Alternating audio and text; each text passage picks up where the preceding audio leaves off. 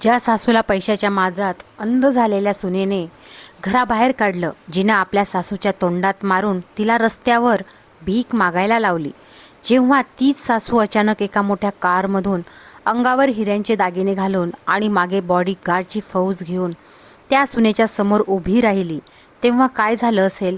एका रात्रीत शेकडो कोटींची मालकीण बनलेल्या त्या भिकारी सासूने आपल्या सुनेला कसा धडा शिकवला आणि ज्या नवऱ्याने आपल्या आईसाठी स्वतःच्या सुखी संसाराची होळी केली, त्यासोबतच शेवटी काय न्याय झाला, ही गोष्ट फक्त एका सासू सुनेच्या वादाची नाही, तर ही गोष्ट आहे पैशाच्या अहंकाराची, तुटलेल्या विश्वासाची आणि एका अशा खळबळजनक सत्याची, जे ऐकून तुमच्या अंगावर काटा आल्याशिवाय राहणार नाही.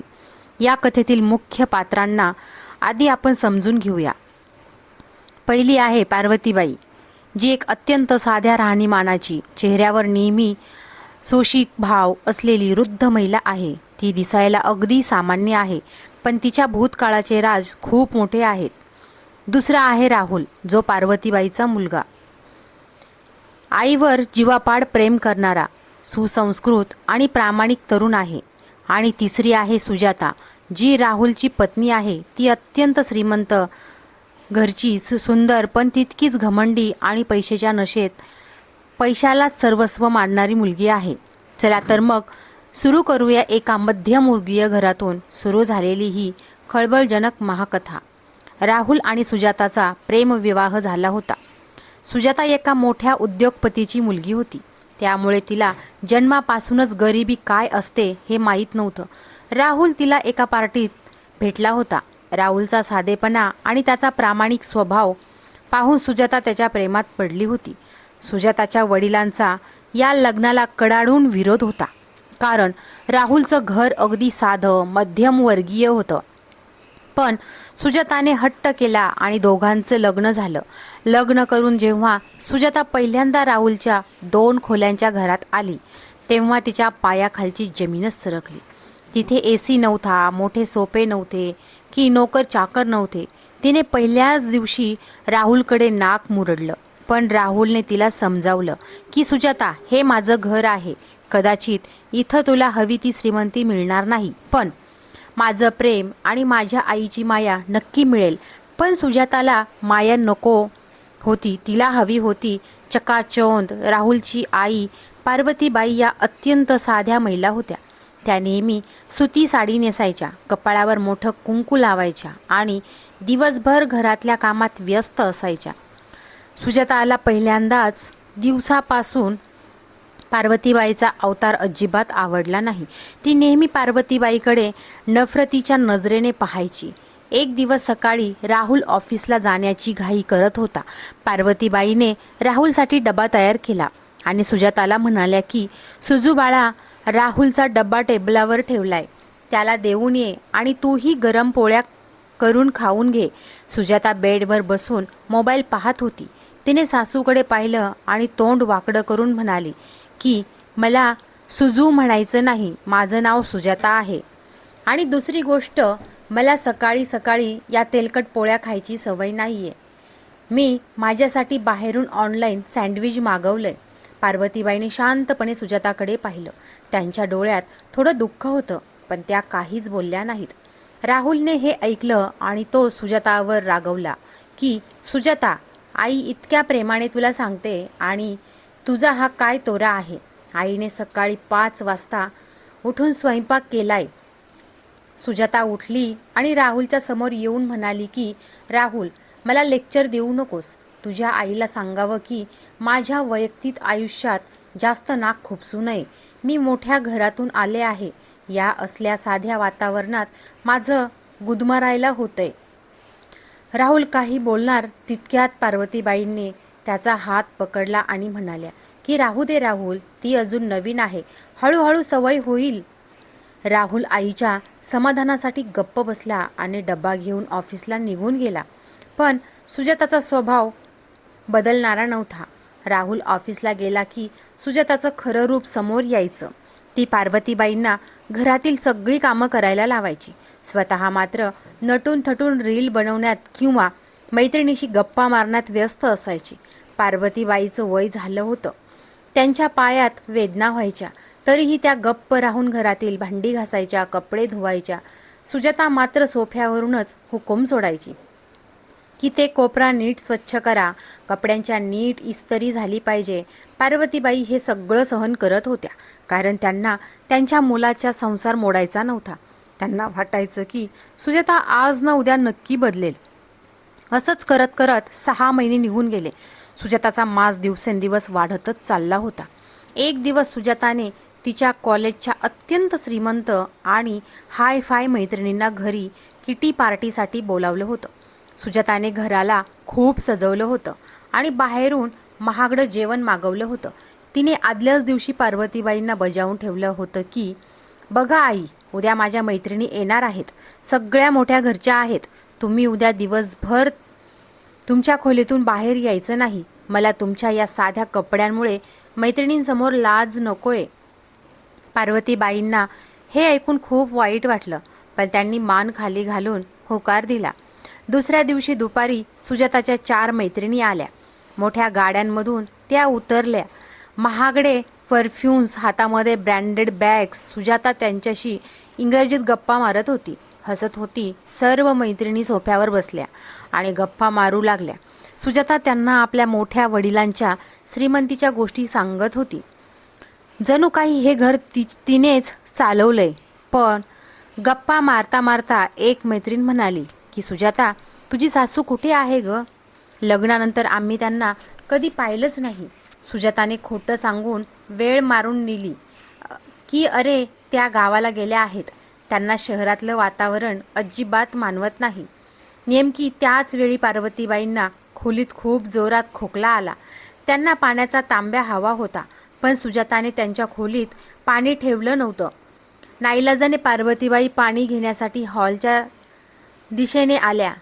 त्यांच्या अंगावर एक जुनी धुतलेली साडी होती. सुजाताने जेव्हा सासूला हॉलमध्ये पाहिलं तेव्हा तिच्या चेहऱ्यावरचा रंग उडाला. तिच्या मैत्रिणींनी पार्वतीबाईकडे पाहिलं आणि एकीने विचारलं की सुजाता, ही कोण आहे? तुमच्या घराची कामवाली बाई आहे का? सुजाताचा अहंकाराचा फुगा फुटला होता. तिला मैत्रिणींसमोर अत्यंत कमीपणा वाटू लागला. ती जागेवरून उठली आणि पार्वतीबाईकडे धावली. पार्वतीबाई म्हणाल्या की सुजू बाळा, जरा पाणी पाहिजे होतं ग. पण सुजाताने काहीही विचार न करता तिच्या मैत्रिणीसमोर पार्वतीबाईच्या तोंडात जोरात मारली. थापडेचा आवाज संपूर्ण हॉलमध्ये घुमला. पार्वतीबाई खाली पडल्या. त्यांच्या तोंडातून रक्त येऊ लागलं. सुजाताच्या मैत्रिणीही चकित झाल्या. सुजाता ओरडली की तुला सांगितलं होतं ना, खोलीबाहेर येऊ नकोस. कामवाली बाई, माझी अब्रू घालवलीस माझ्या मैत्रिणीसमोर. सुजाताने पार्वतीबाईचा हात धरला. त्यांना फरफटत मुख्य दरवाजापाशी आणलं आणि झटक्याने घराबाहेर ढकलून दिलं. ती ओरडून म्हणाली की तुझी लायकी फक्त रस्त्यावर भीक मागण्याचीच आहे. या घरात पुन्हा पाऊल ठेवायचं नाही. तिने जोरात दरवाजा बंद केला. पार्वतीबाई बाहेरच्या पायऱ्यांवर बसून ढसाढसा रडू लागल्या. त्यांचा स्वतःच्या सुनेवर विश्वास बसत नव्हता. ज्या मुलाला त्यांनी रक्ताचं पाणी करून वाढवलं, ज्यांच्याच घरातून आज त्यांना कुत्र्यासारखं हकलून देण्यात आलं होतं. रात्री जेव्हा राहुल ऑफिसमधून दमून भागून घरी आला तेव्हा त्याला घरात आई दिसली नाही. घरात एक शांतता होती. राहुलने सुजाताला विचारलं की सुजाता, आई कुठे आहे? मंदिरात गेली आहे का? सुजाताने चेहऱ्यावर खोटं दुःख आणलं आणि रडायचं नाटक करत म्हणाली की राहुल, काय सांगू तुला, आज दुपारी तुझ्या आईने माझ्या मैत्रिणीसमोर मला खूप हिणवलं. म्हणाल्या की तू गरिबाच्या घरातून आली आहेस आणि माझ्याशी भांडून स्वतःहून बॅग भरून घर सोडून निघून गेल्या. मी त्यांना खूप थांबवण्याचा प्रयत्न केला, पण त्यांनी माझं ऐकलं नाही. राहुलला त्याच्या आईचा स्वभाव माहीत होता. त्याची आई कधीच असं करू शकत नव्हती.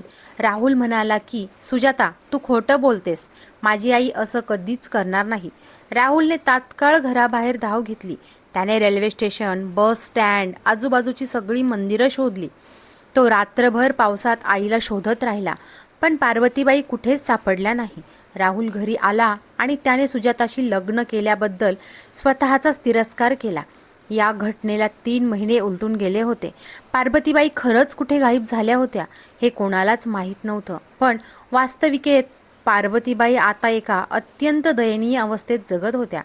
त्या रेल्वे स्टेशनच्या कडेला फाटके कपडे घालून पायात चप्पल नसताना राहायच्या. त्या रस्त्यावर फाटलेल्या प्लॅस्टिकच्या बाटल्या, कागदाचे तुकडे गोळा करायच्या आणि लोकांनी दिलेलं शिळं अन्न खाऊन दिवस काढायच्या. त्यांच्या चेहऱ्यावर काळजी धरली होती. केस विस्कटलेले होते. कोणीही त्यांना पाहून म्हणू शकत नसतं की या कधीतरी एका चांगल्या घराच्या महिला होत्या. लोक त्यांना वेडी भिकारी म्हणून हाक मारायच्या. एक दिवस सुजाता तिच्या कारमधून मैत्रिणींसोबत शॉपिंग करायला निघाली होती. एका ट्रॅफिक सिग्नलवर तिची कार थांबली.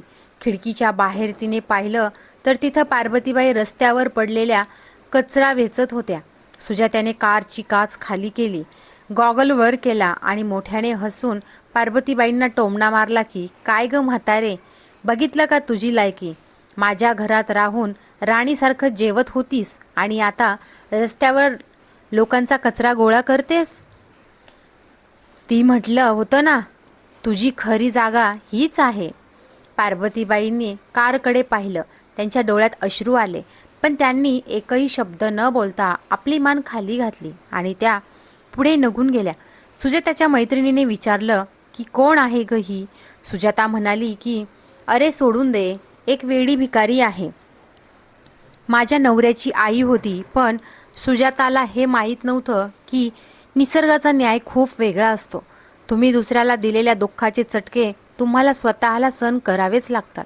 काही दिवसातच राहुलच्या बिझनेसला आणि नोकरीला खूप मोठा फटका बसला. राहुलने ज्या कंपनीतून गुंतवणूक केली होती ती कंपनी बुडाली. राहुलवर एका रात्रीत लाखो रुपयांचं कर्ज झालं.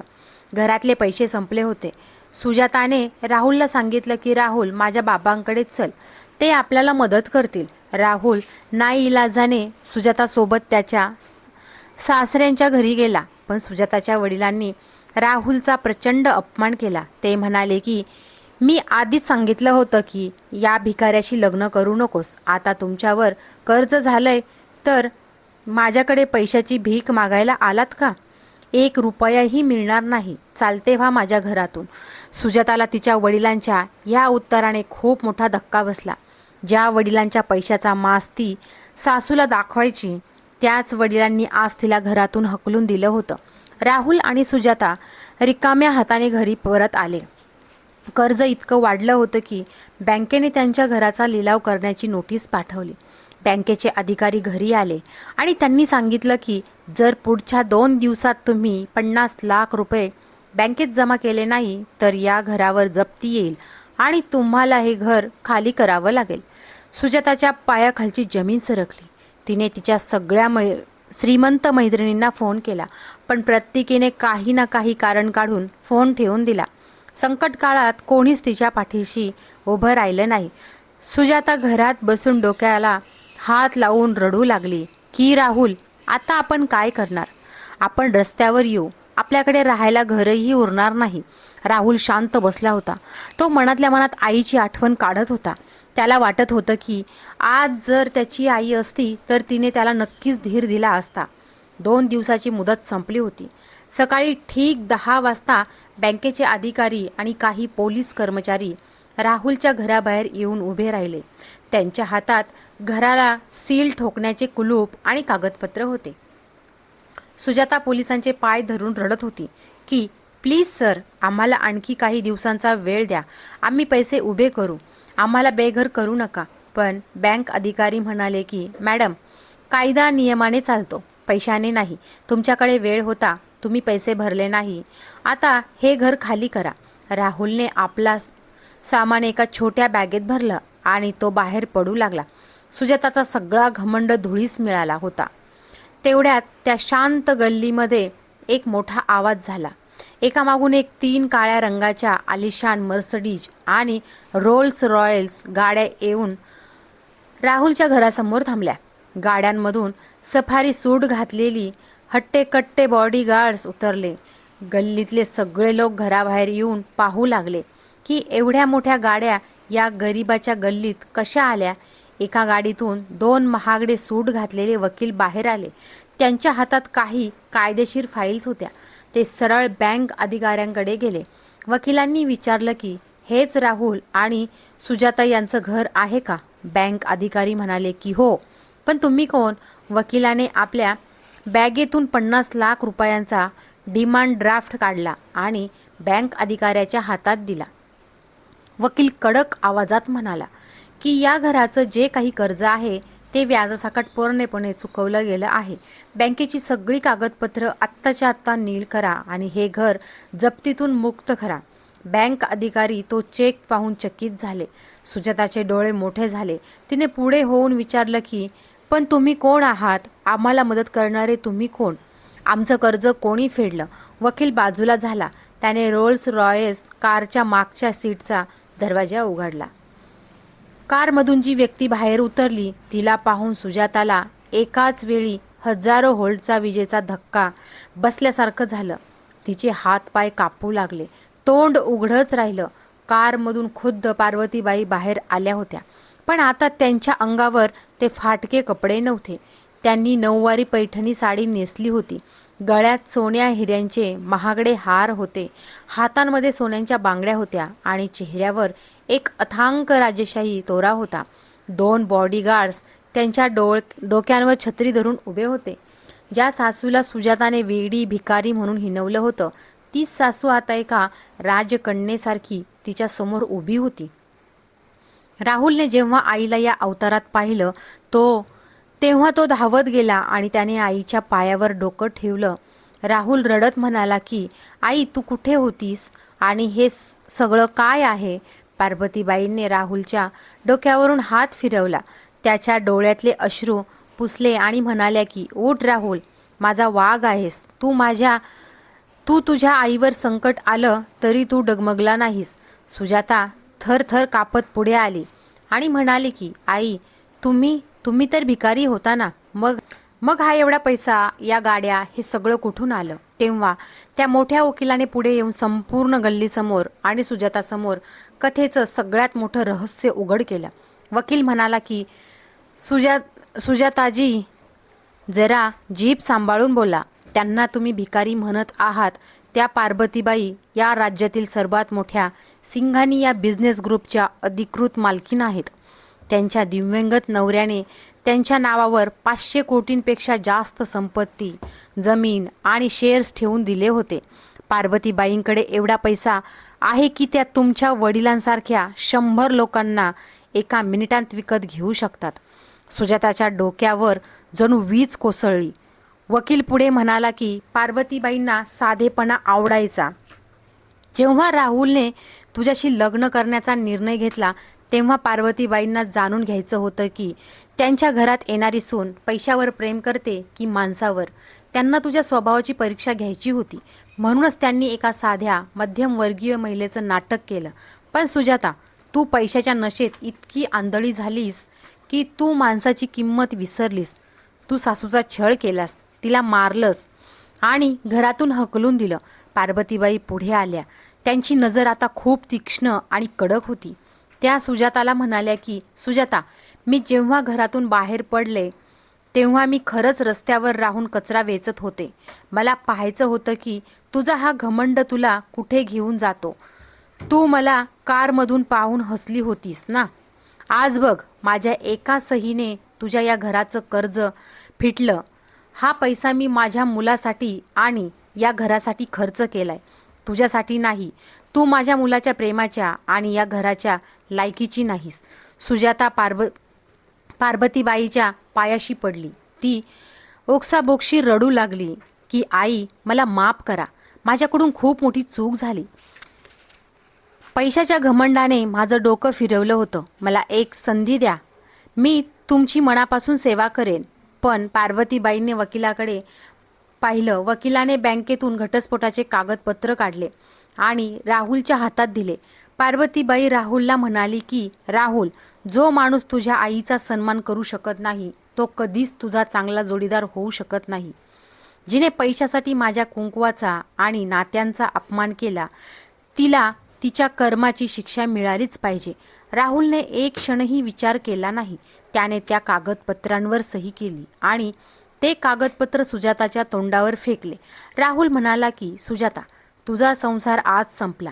चालती हो माझ्या घरातून. बॉडीगार्ड्सने सुजाताचा हात पकडला आणि तिला गल्लीच्या बाहेर रस्त्यावर आणून सोडलं. सुजाता ज्या रस्त्यावर सासूला भीक मागायला सांगायची, आज त्याच रस्त्यावर ती स्वतः अनाथ, बेघर आणि कंगाल होऊन उभी होती. तिची श्रीमंती, तिच्या मैत्रिणी, तिचे वडील, सगळं काही संपलं होतं. पार्वतीबाई राहुलला घेऊन आपल्या मोठ्या गाडीत बसल्या आणि त्यांचा ताफा निघून गेला. पैशाचा अहंकार नेहमी माणसाला धुळीस मिळवतो आणि जो दुसऱ्यासाठी खड्डा खांदतो तो स्वतःच त्या खड्ड्यात पडतो. हेच या कथेचं अंतिम सत्य होतं. तर मित्रांनो, ही होती आपल्या संपूर्ण महागोष्ट. कसं पैशाचा माच करणाऱ्या सुनेला सासूने रस्त्यावर आणलं हे तुम्ही पाहिलं. चुकीच्या मार्गाने मिळवलेला घमंड कधीच टिकत नाही. जर तुम्हाला या गोष्टीचा शेवट आणि पार्वतीबाईचा हा न्याय आवडला असेल तर या व्हिडिओला आत्ताच लाईक नक्की करा. तुमच्या मित्रांसोबत आणि नातेवाईकांसोबत याला शेअर नक्की करा, जेणेकरून समाजातल्या अशा सुजातांना एक मोठी शिकवण मिळेल. आणखी एक धमाकेदार सस्पेन्स आणि थरारक गोष्टीसाठी आपल्या चॅनलला आत्ताच सबस्क्राईब करा आणि ती घंटी दाबायला विसरू नका. आता मला कमेंटमध्ये 2 गोष्टी नक्की सांगा. पहिली म्हणजे सासूने आणि राहुलने सुजाताला घटस्फोट देऊन घराबाहेर काढलं, हा निर्णय योग्य होता का? सुजाताला दुसरी संधी मिळायला हवी होती का? तुमचं मत कमेंटमध्ये लिहा.